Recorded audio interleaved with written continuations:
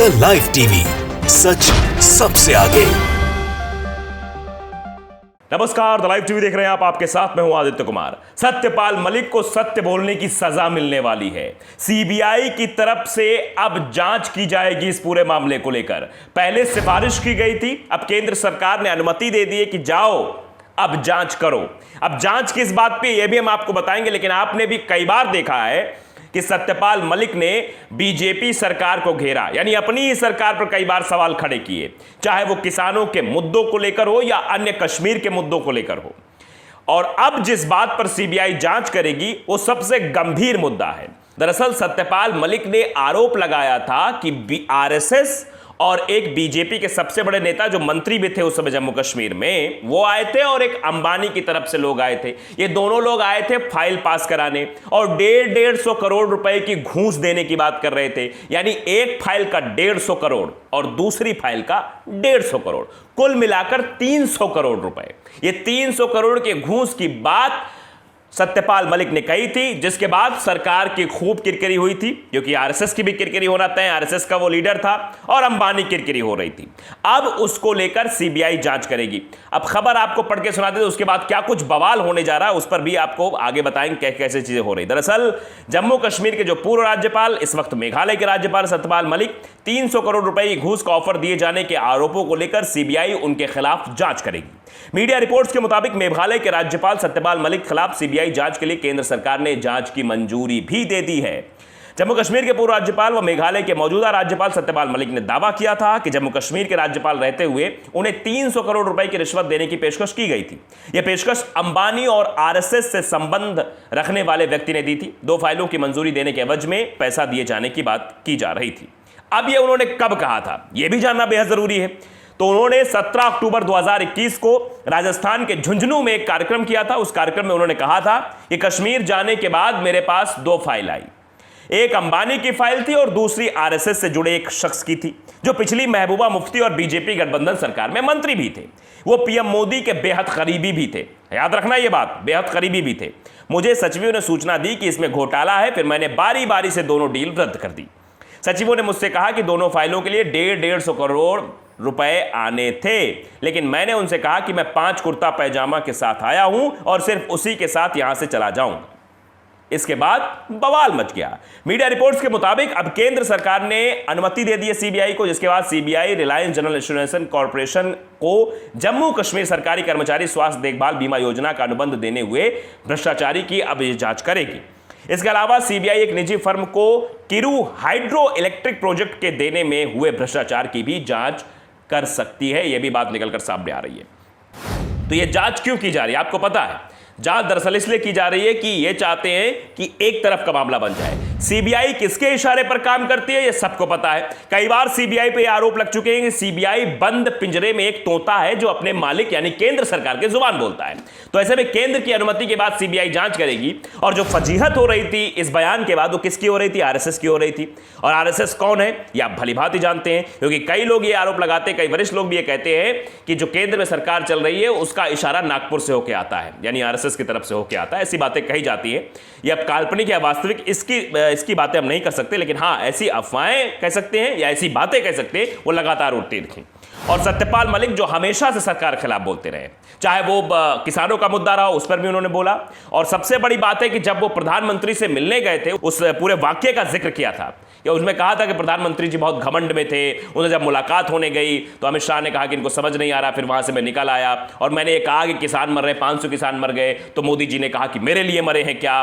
तो इस तरह की बातें भी कहकर उन्होंने सनसनीखेज कर दिया था एक तरीके से। वो बताया था कि मोदी जी कितने किसान विरोधी हैं और लोगों की जान से, लोगों की मौत से उन्हें कोई फर्क नहीं पड़ता, यह भी संदेश देने की। और साथ ही साथ एक संदेश बहुत तेजी से वायरल हुआ था कि प्रधानमंत्री नरेंद्र मोदी और अमित शाह के बीच बनती नहीं है, जिसके बाद से लेकर सत्यपाल मलिक पर सबकी निगाहें टिकी हुई थी।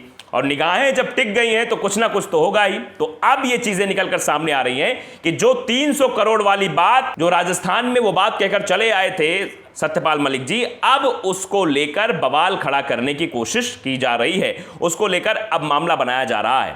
तो अब आगे क्या होगा ये वक्त बताएगा, लेकिन फिलहाल जब सीबीआई जांच करेगी और सीबीआई किसके इशारे पर जांच करेगी, क्या कुछ आगे होगा ये आप सबको पता है। तो सत्यपाल मलिक कह सकते हैं कि मुश्किलें बढ़ने वाली हैं।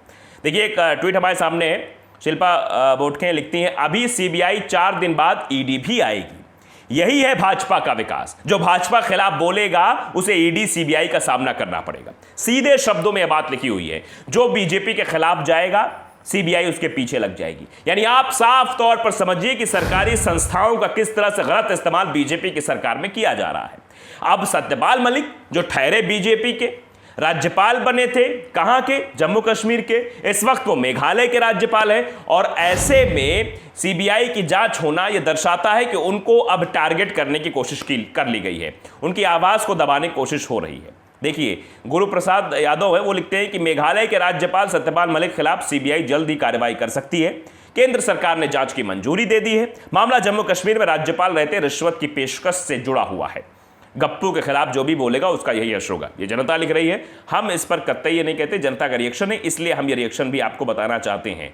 दरअसल जो 300 करोड़ की बात थी उससे अपने आप में लग गया था कि कैसे जो है बीजेपी के बड़े बड़े लीडर, और जो सबसे बड़ी बात हमने उस वक्त भी कहा था कि सबसे बड़ी बात कि मोदी के करीबी मंत्री, आरएसएस के सबसे खास, उनकी तरफ से ऑफर आया था कि 150 करोड़ ले लीजिए, इस फाइल पर सिग्नेचर कर दीजिए, इस फाइल को मंजूरी दे दीजिए।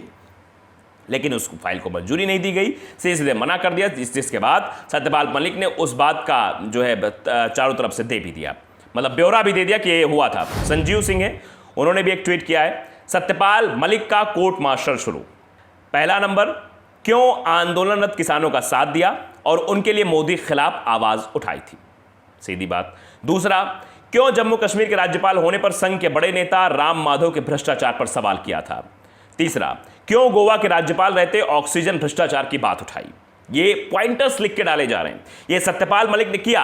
सत्यपाल मलिक जैसा नाम वैसा काम, सत्य के साथ खड़े रहना और सत्य की बात करना। शायद इसीलिए सत्यपाल अब मुश्किल में फंस गए हैं, मुश्किल में फंसते हुए दिखाई दे रहे हैं कि कैसे सत्यपाल मलिक ने सच की बातें उठाई। उसके बाद अब सीबीआई को मेघालय के राज्यपाल सत्यपाल मलिक पर कार्रवाई की मंजूरी दे दी गई है। अब कार्रवाई होगी और कार्रवाई के बाद क्या कुछ होगा इसका अंदाजा आप लगा सकते हैं, क्योंकि जिस तरह से सीबीआई काम करती है और सीबीआई से केंद्र के इशारे पर काम करती है, ऐसा कहा जाता है, ऐसे आरोप लगते रहे कि बंद पिंजरे में एक तोता है, तो वो तोता किसकी जुबान बोलेगा ये भी आपको मालूम है। और ऐसे में सत्यपाल मलिक की लिए बड़ी मुश्किलें खड़ी होंगी और ये भी कहा जाएगा कि भाई सच बोलने की सजा सत्यपाल मलिक को मिल रही है।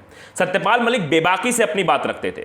किसान आंदोलन को लेकर कई बार उन्होंने कहा कि जो किसानों के बारे में नहीं सोचेगा वो समाप्त हो जाएगा। मंचों पर कहा, सार्वजनिक मंच पर कभी भी कुछ बोलने से डरे नहीं, और शायद वही उसी फ्लो में उन्होंने 300 करोड़ के घूस वाली बात भी राजस्थान के कार्यक्रम में कह दी थी कि हमसे तो भाई 300 करोड़ की घूस दी गई थी। एक बीजेपी वाले आए थे, आरएसएस के बड़े नेता थे, मोदी जी के खास थे। इस बारे में मैंने मोदी जी से बात की थी, ये बात सत्यपाल मलिक ने बताई, और जब मोदी से इस बारे में बात की, मोदी जी ने मना कर दिया कि नहीं ठीक है, अच्छा मत करो, क्योंकि अगर उस वक्त मोदी जी सत्यपाल मलिक के ऊपर कार्रवाई करते तो मामला हाईलाइटेड हो जाता और सत्यपाल मलिक फिर खुले मन से आकर बोलने लगते, इससे और किरकिरी हो जाती। तो उस वक्त मामले को पूरी तरीके से दबाया गया, लेकिन बाद में अब इस मामले पर चीजें की जा रही। इससे आप समझ सकते हैं कि सत्यपाल मलिक को सत्य बोलने की सजा मिल रही है, जो अब सीबीआई जांच करेगी। और सीबीआई जांच कैसे करेगी इस पर भी अब लोग बाग सवाल खड़े कर रहे हैं। तो द लाइव टीवी अगर आपने सब्सक्राइब नहीं किया, सब्सक्राइब जरूर करिए, बेल आइकन दबाइए ताकि सच खबर आप तक पहुंचती रहे। नमस्कार। द लाइव टीवी, सच सबसे आगे।